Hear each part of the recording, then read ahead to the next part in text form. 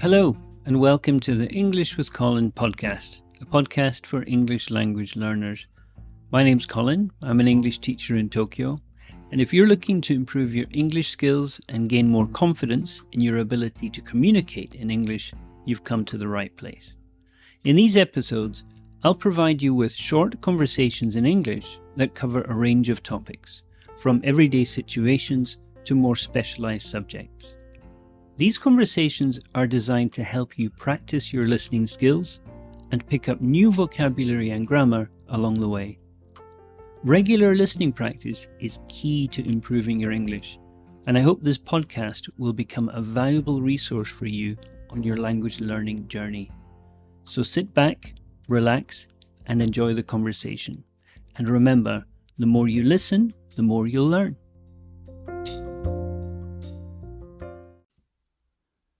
Before we start, I have a small favour to ask.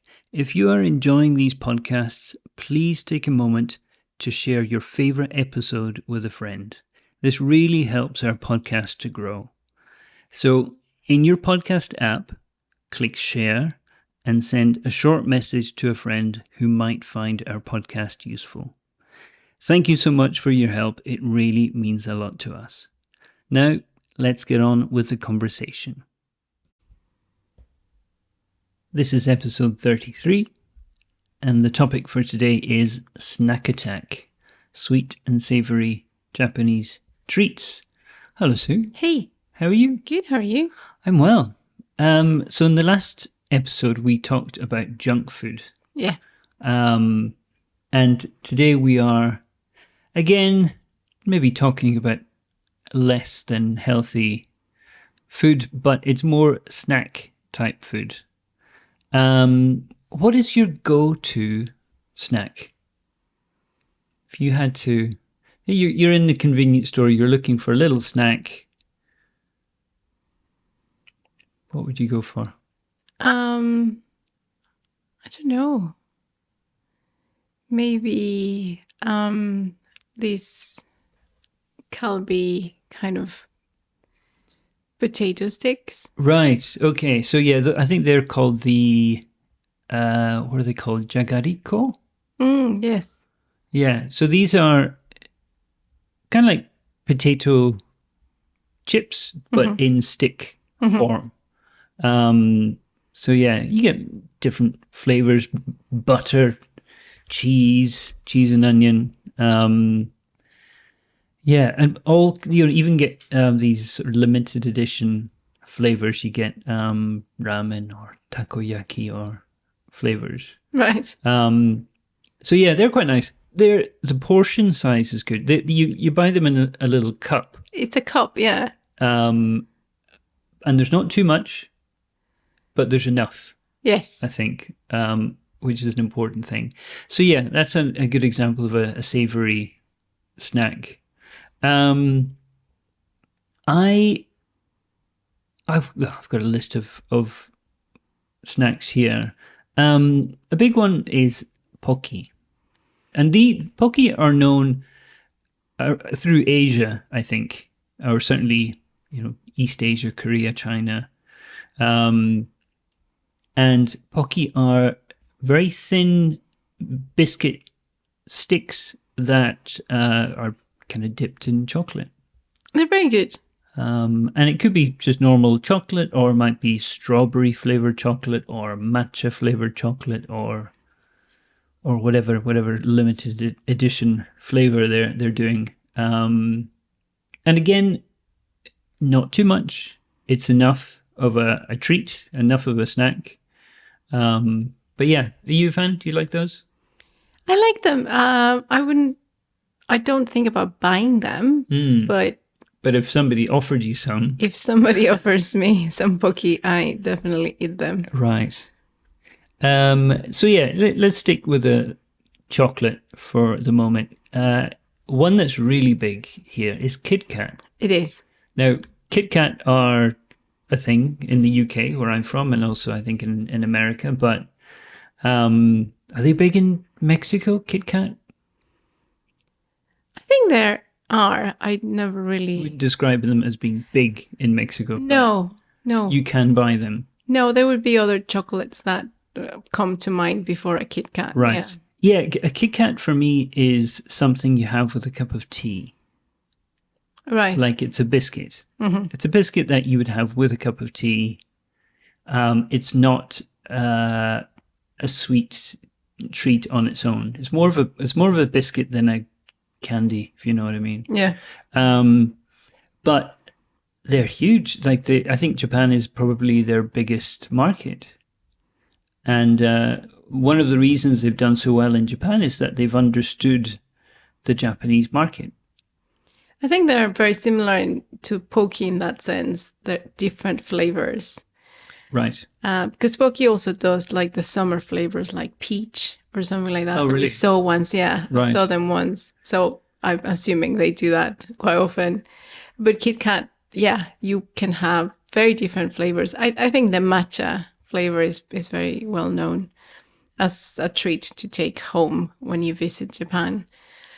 But there's shops of Kit Kat where you can find all the flavors. Yeah. Yeah. I mean, a lot of seasonal flavors and some flavors that might seem a little bit strange to people outside Japan, but things like sweet potato. Oh, yes, those are nice. You know what? I saw recently they got a new one and it's creme brulee. Oh, really? But what you should do is you put it in the oven. Right, you warm it up. You warm it up and it kind of does that Caramelize. Right. I don't know. I haven't done it. But Okay. yeah, but that's, well, talking about how they understand the market and novelty. Novelty is a huge part of the market. That would be Yeah. a quite. I saw some students with some of those. Yeah. Yeah. It's Right. well, they didn't have an oven, They didn't so have- they just had it like that. Yeah, but certainly the limited edition flavors, seasonal flavors, sake, Sake, they do have sake. and even like hojicha Mm-hmm. as well.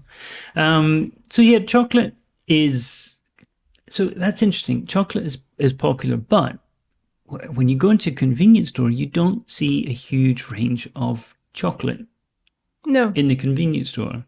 If you go to, in the UK, you would call it like a newsagent's, is where you'd go and find that kind of stuff. There's a lot of chocolate. There's too much chocolate, probably. But yeah, you go into a convenience store here, you might find a Snickers, Mm-hmm. but that is pretty much it. There is one called Big Thunder. Mm-hmm. Are you familiar with the Big Thunder? No. It's really dense chocolate. It's chocolate biscuit covered in chocolate with chocolate bits on it. It's just, it's all chocolate.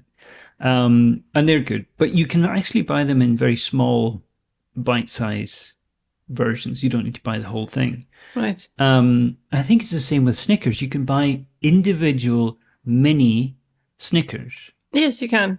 You don't need to buy a whole bar. No. So if you just want a little, sweet treat, but you don't necessarily want to buy a whole bar, they actually sell these mini Snickers. There are no Mars bars. I find this bizarre because for me, Mars bar is the standard chocolate bar. Like it's the most basic standard chocolate bar. And it's not like Mars isn't a big company. Like it's a big company, but you can't buy them in Japan at all. No.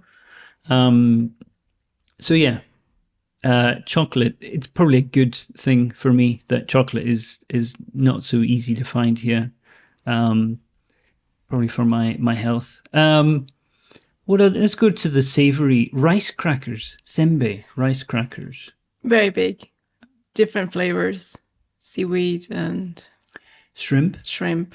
Yeah, many different flavors. It's quite a popular thing to bring if you travel somewhere in Japan and when you go back home and you go back to work. So if you've taken a day off from work, for example, and you've gone somewhere, when you come back, you should bring something for your colleagues. as an apology, I guess, for having missed work, or to maybe connect with them. But And there's an art to rice crackers. You can have the normal rice crackers, but then especially in, these areas in department stores where they sell lots of food, there's usually for gifts, right? And then there's these rice crackers that are practically pieces of art because they have like figures and right, yeah, it's almost like a little painting within the rice cracker. right, Or okay, they're beautiful. They must be expensive. I've never bought them, but they're beautiful. But they're for gifts, right? That you also have the rice crackers where you can see like the dried shrimp on right. top. Oh yes, you're right. Yeah, yeah. Rice crackers. I was always a bit disappointed when somebody's gone off on holiday and they come back to the office with rice crackers. Like, it's not something I get very excited about. But you know what? A place to get rice crackers is Asakusa because they're making them. They're fresh. They're fresh. They're a little bit warm. Right. And you can get like that's I would say that's the best place. You get a little stack. Uh-huh. Right. Oh, that's true. Okay. One that I don't think you've tried, but it's very famous in Japan is umaibo. No. These are like a big puffed corn snack. It's kind of hard to. It's kind of about the thickness of a banana or something. It's about that. It's thick. It's big, but they're cheap. They're famous for being like 10 yen. And yeah, you get different flavors like cheese and takoyaki and curry and mentaiko, which is this spicy cod roe. So yeah, they're very popular with kids. They often have pictures of Doraemon or some other sort of cartoon characters on them. But yeah, they're quite an important, culturally, I would say, an important snack for kids.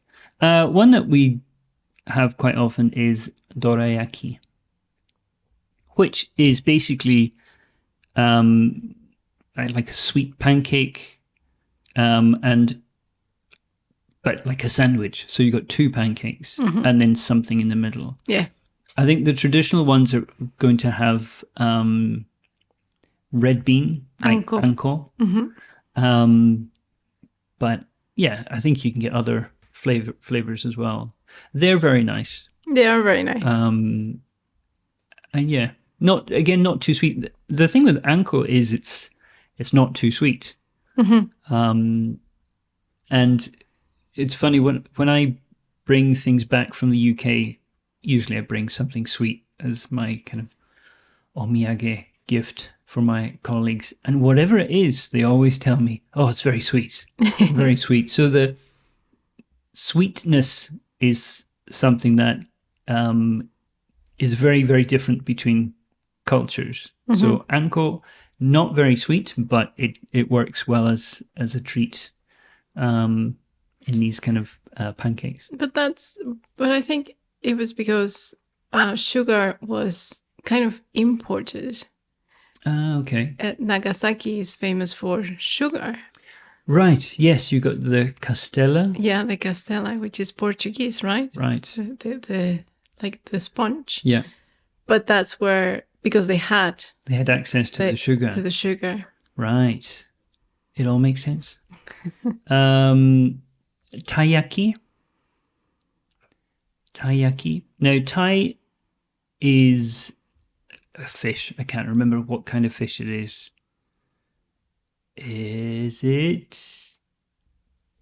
What is tai? It's not cod. Anyway, it's a fish. And these taiyaki, again, you got this word yaki, which we mentioned in the last episode, which means kind of grilled or baked. And it's like a little pancake. It's a little pancake, yeah. Pancake batter, I guess. Filled with something. So they've got this kind of clever mechanism. So you got you get the two halves of the little fish mold. It's like a grill it's a molded grill. Yeah. And then you put your fillings. It could be anko, it could be chocolate, could be custard, maybe even some savory fillings. And once the molds have started to cook a little bit, then they close them, and then you've got the little fish is formed. So yeah, it's a very clever device, and they are very nice. There used to be one near our local train station, which is closed, sadly. I don't know if you knew that. No, they were so good. They were really good, yeah, but they've closed. They've been replaced by something else. It's another sort of sweet treat. But yeah, taiyaki. Okay, let's wrap this one up. The last one, maybe, mochi. Mochi, I think, needs to be mentioned. This is a kind of sweet, sticky rice that, yeah, I mean, one thing that we really like is, they call it daifuku.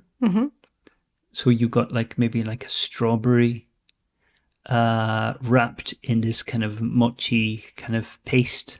Yeah. And yeah, so they're very nice.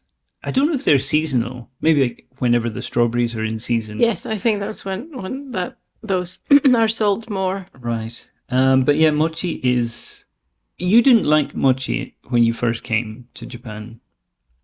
I don't think I understood it. Yeah, I think the texture was kind of confusing. Because you would eat lots of these kind of Japanese sweets. You were taking koto lessons. Yes, I was offered as part of my lessons for playing the Japanese harp. Yeah. The first thing was having some green tea and some sweets. And so it was very fancy sweets from a very fancy shop. Yes. And yeah, that was your afternoon. So yeah, mochi. So yeah, we said, not so healthy, these kind of snacks, but one thing I would say is that the sweetness is often kind of balanced. It's not too intense. And the portion size, these jagariko sort of potato sticks that I mentioned, it's a nice size. It's not too much. It's not a giant, huge bag of chips. It's all very portioned. Kit Kats, again, it's in kind of good portions. So I think that's an important element to these kind of snacks is don't overdo the sweetness, and also just get the portions right.